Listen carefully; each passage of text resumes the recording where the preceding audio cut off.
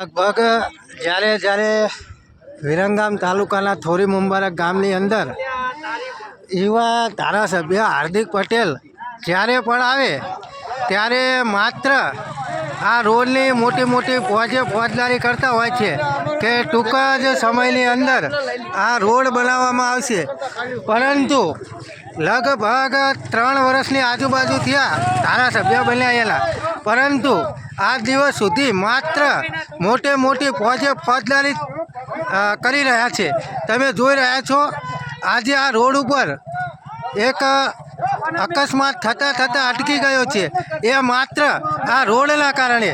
આ રોડ જ્યારે ધારાસભ્ય એમ જ કહેતા હોય છે કે આ રોડ ટૂંક જ સમયની અંદર બની જશે, પરંતુ ક્યારે બનશે એનું કંઈ પણ હજુ સુધી નક્કી નથી।